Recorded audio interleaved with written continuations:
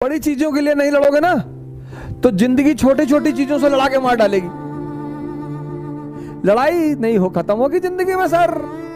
What is sound? It is a kind of energy जो हमारे years में क्या करती है, सेंसेशन प्रोड्यूस करती है। और लास्ट क्लास में मैंने बताया था कि हमारे ईयर्स ही ऐसा एक एलिमेंट है हमारी बॉडी में जो साउंड को रिसीव कर सकता है। क्या कर सकता है? ये ट्रांसमिट नहीं कर सकता ईयर। तुम बोलो कि कान से बोलूं मैं, that is not possible. You can not talk through your ears but you can listen through your ears. तो ears are the receiver, they are not the transmitter. समझ रहे हो बात को? सच एज ये जो मेरे पास है ये क्या है, रिसीवर है कि ट्रांसमिटर है? बताओ। एक इसमें लगा हुआ है और एक इसमें है, ये रिसीवर है और ये क्या है, ट्रांसमिटर। इसके थ्रू आवाज जा रही है और वहां क्या हो रही है, रिसीव हो रही है। तो जो साउंड को रिसीव करेगा दैट इज द रिसीवर, और जो फेंकेगा, जो उसको प्रोपागेट कराएगा, वो क्या होगा, ट्रांसमिटर।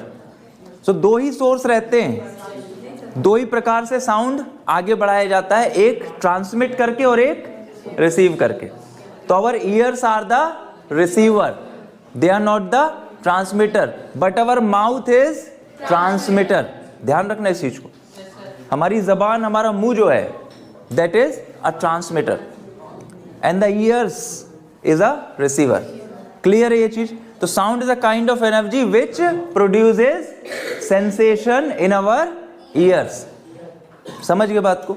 तो यहां पर क्या है, अपने पास काफी सारे सोर्सेज हैं जिनके थ्रू अपन क्या कर सकते हैं, साउंड को रिसीव कर सकते हैं। जैसे कि बोलने से, बर्ड्स हो गए, एनिमल्स हो गए, ये सब क्या है आपके पास, सोर्सेज ऑफ साउंड। एरोप्लेन जा रहा है that is a source of sound है।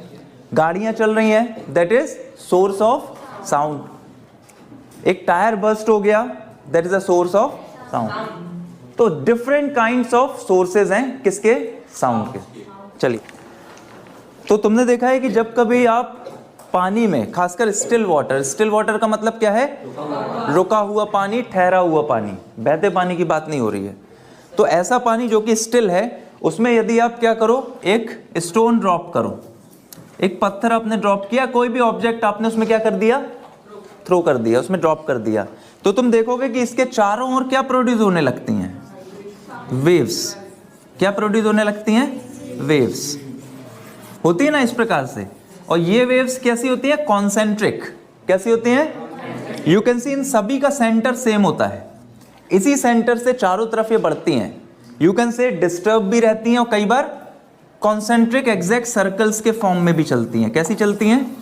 एग्जैक्ट सर्कल्स के फॉर्म में भी ये चल सकती हैं। जिनका सेंटर सेम रहता है तो इसको क्या बोला जाता है, कॉन्सेंट्रिक।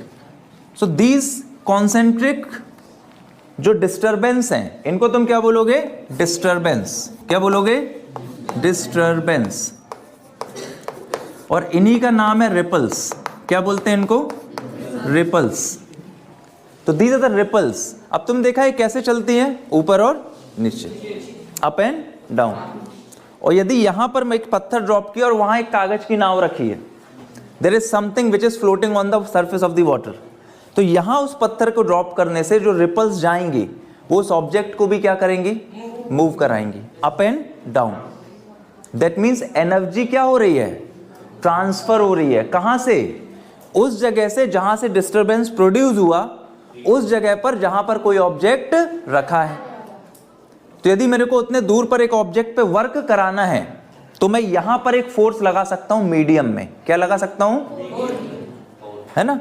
तुम एक कागज लो, उसको दूर रखो और फूंक मारो, तो यहां से तुम फूंक मार रहे हो तुम्हारे ट्रांसमीटर से, जो कि क्या है, माउथ। और जो एयर ब्लो हो रही है वो उस कागज को क्या कर रही है, मूव करा रही है। दैट मीन्स एयर एक मीडियम है जिसके थ्रू एनर्जी क्या हो सकती है, ट्रांसफर। इसी तरह वाटर भी एक मीडियम है जिसके थ्रू एनर्जी क्या हो सकती है, ट्रांसफर। समझ रहे हो बात को? आप सटक से पानी लेते हो और कचरा साफ करते हो फर्श का, है ना, गाड़ी वगैरह आप धुलवाते हो तो हम देखो नोजल आती है, वो नोजल से गाड़ी साफ हो जाती है, उसका कचरा क्या निकल जाता है, डस्ट जो है रिमूव हो जाती है। तुमको पास जाके करने का जरूरत नहीं है उस पे वर्क। तुम एक नोजल लो और यहां से वाटर की जेट लगाओ, दूर पड़ी हुई डस्ट क्या हो जाएगी, साफ हो जाएगी। That means water is also a medium through which energy can be transferred. तो ये जो मीडियम है इनमें रिपल्स प्रोड्यूस हो रहे हैं। जैसे वाटर में क्या प्रोड्यूस हो रहे हैं? रिपल्स। ये रिपल्स को ही हम क्या बोल रहे हैं? डिस्टरबेंस। जब साउंड भी चलता है तो इसी फॉर्म में चलता है। किस फॉर्म में? डिस्टरबेंस के फॉर्म में। किस फॉर्म में? डिस्टरबेंस। ठीक है। Sound is also produced by vibrating objects. तो साउंड प्रोड्यूस किया जा सकता है किससे? ऐसे ऑब्जेक्ट से जो क्या कर रहे होंगे? वाइब्रेट कर रहे होंगे। जैसे अपन बोलते हैं जब व्हेन वी टॉक, तो हमारे गले की जो वोकल कॉर्ड है वो क्या करती है? वाइब्रेट। उसका एक आर्टिकुलेशन रहता है। क्या रहता है? सुने हुए टर्म आर्टिकुलेशन। आर्टिकुलेशन हर लैंग्वेज का अलग रहता है, ध्यान रखना। यदि मैं हिंदी में तुमसे बोलूं कि यहां आओ, यहां आओ, तो गले का एक प्रैक्टिस हुआ है उस हिंदी को लेकर कि यहां आओ जब बोलेंगे तो एक अलग प्रकार से वाइब्रेशन होगा। किसका? वोकल कॉर्ड का। और इंग्लिश में जब आप बोलोगे कम हेयर, तो उसका आर्टिकुलेशन अलग है। इसी रिस्पेक्ट में लैंग्वेज सीखी जाती है। खाना खाओ, ठीक उसी लहजे में इंग्लिश में तुम नहीं बोल सकते ईट योर फूड। उस समय वोकल कॉर्ड का वाइब्रेशन कैसा होगा? थोड़ा अलग होगा। जब भी आप कोई लैंग्वेज सीखते हो तो उसका आर्टिकुलेशन की प्रैक्टिस होती है। So that articulation decides कि how, what is the manner of the vibration of your vocal cord.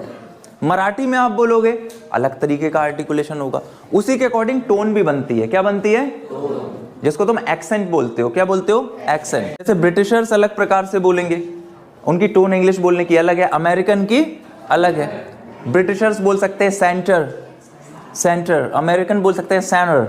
तो दोनों का आर्टिकुलेशन अलग है। ब्रिटिशर्स बोल सकते हैं इंटरनेट, इंटरनेट। अमेरिकन बोल सकते हैं इंटरनेट। तो दोनों का आर्टिकुलेशन अलग है। समझ रहे हो बात को? टोन भी अलग होती है। तो that same thing what I am talking about, sound का प्रोपागेशन जब हो रहा है तो वाइब्रेशंस हो रहे हैं किसी ऑब्जेक्ट के थ्रू। आप ताली बजाओगे, वाइब्रेशंस होंगे। आप यहां पर इस प्रकार से टच करोगे, यहां से वाइब्रेशंस हुए और वो किस में चले गए? एयर में। और एयर से तुम्हारे कहां तक पहुंच गए?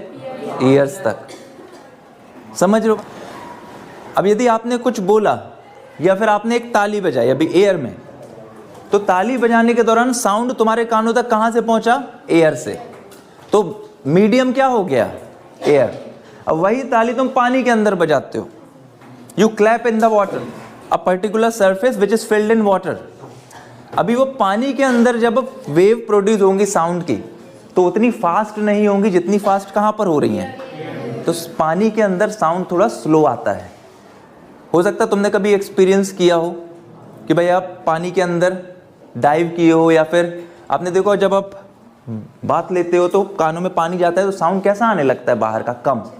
क्योंकि पानी की विस्कोसिटी ज़्यादा है। पानी एयर से थोड़ी थिक है। कैसी है? थिक है। तो पानी में साउंड का ट्रेवल स्लो हो जाता है। लाइट का ट्रेवल भी कैसे हो जाता है? स्लो। अलग अलग मीडियम में लाइट का, साउंड का वेलोसिटी डिफरेंट रहता है। तो what we are talking about, we are talking about the medium. तो मीडियम आप किसको बोलोगे? उस मटेरियल को जिसके थ्रू साउंड क्या होगा? ट्रेवल करेगा। That medium is called, that material is called medium. अपन क्या देख रहे हैं? आप प्रोपागेशन कि साउंड चलेगा कैसे। तो आपने कुछ बोला, फॉर सपोज मैंने तुमसे बोला क्या? सुनो। क्या बोला? सुनो। और मैंने बोला बंद कर दिया। अब ये सुनो की जो एनर्जी है ये उस तक, तुम तक गई क्या? सिर्फ तुम तक गई? तुम्हारे पीछे भी गई, काफी लोग हो। जो जितना दूर होगा उसको उतनी कम ही एनर्जी पहुंचेगी। जब मैंने बोला सुनो तो वोकल कॉर्ड ने एक आर्टिकुलेशन अप्लाई किया माउथ के थ्रू एयर पे। कैसे किया? वोकल कॉर्ड ने वाइब्रेशन किया सुनो, तो एयर भी उसी लहजे में क्या हुई? प्रेशराइज हुई। क्या हुई? In the same manner. तो एयर क्या हुई? प्रेशराइज हुई। अब वो एयर के पार्टिकल्स पहले कुछ इस प्रकार से थे,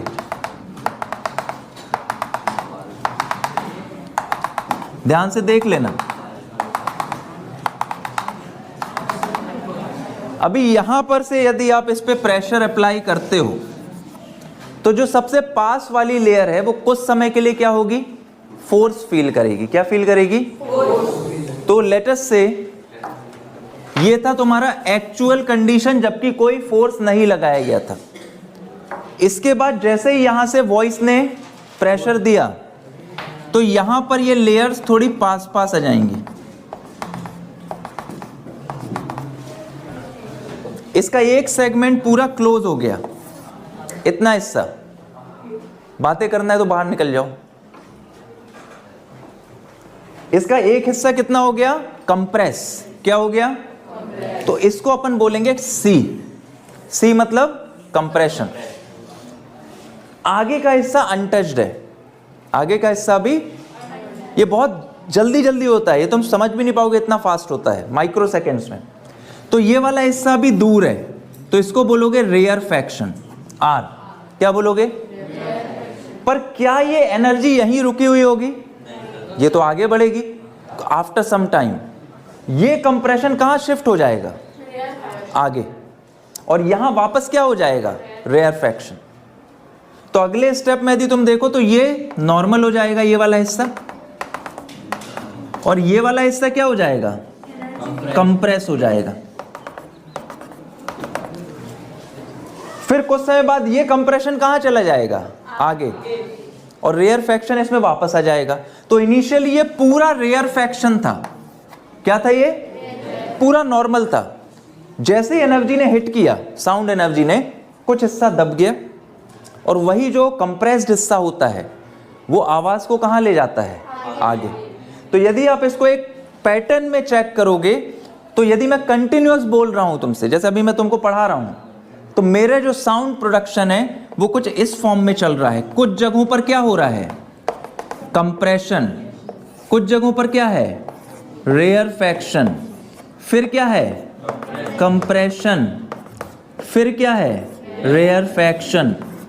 तो आप बुक में यदि चेक करेंगे तो ऐसा एक पैटर्न आपको मिलेगा। आप तुम्हें एक चीज बताओ, जिन जगहों पे कंप्रेशन है वहां एयर का प्रेशर ज्यादा है कि कम है? ज्यादा है। तो यहां पर प्रेशर ज्यादा है, यहां पर प्रेशर कम है, यहां पर प्रेशर हाई है, यहां प्रेशर। एक और क्वेश्चन, यदि प्रेशर बढ़ता है तो डेंसिटी कम होती है कि बढ़ती है? कोई चीज को तुम प्रेशराइज करो तो वो उसके पार्टिकल कैसे आते हैं? पास पास आते हैं। दैट मीन्स डेंसिटी क्या होती है? बढ़ती है। यदि डेंसिटी को अपन रो से बताएंगे, किससे बताते हैं? तो यहां पर जो रो है वो कैसा होगा? ज्यादा। यहां पर रो कैसा होगा? कम।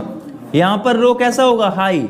और यहां पर रो कैसा होगा? लेस। आई एम सॉरी, हाँ, लेस होगा। तो with respect to pressure, density also increases और डिक्रीजेज। Remember this.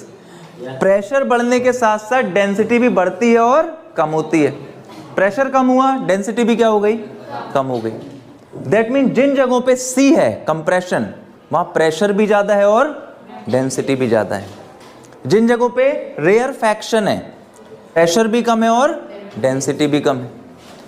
तो whenever we are talking, whenever we are producing sound, ज्यादा साउंड आप किस में प्रोड्यूस करते हो? एयर में। आपको कुछ बोलना है तो आप डायरेक्ट बोलते हो, आप ये नहीं बोलते कि भाई आप उस दीवार में कान लगा लो, मैं यहां से कुछ बोलूंगा। वी कैन नॉट से लाइक दिस। हालांकि दीवार भी एक प्रकार से क्या रोल प्ले कर सकती है? मीडियम का। ऐसा होता है, मैंने पता है, ट्रेन की पटरी पे यदि कोई कान लगाए तो दूर से आती हुई ट्रेन भी सुनाई दे जाएगी, जो नॉर्मल किसी को सुनाई नहीं देगी। समझना इस बात को।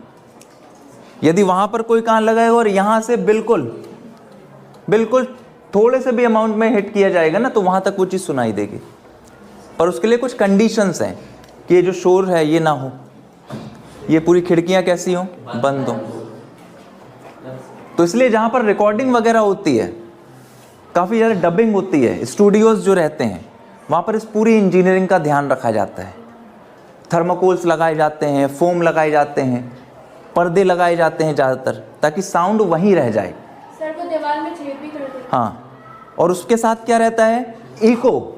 यदि खाली जगह है तो इको ज्यादा होता है, और जब लोग भर जाते हैं तो इको मतलब रिवर्बरेशन, गूंज, किसी चीज का गूंजना।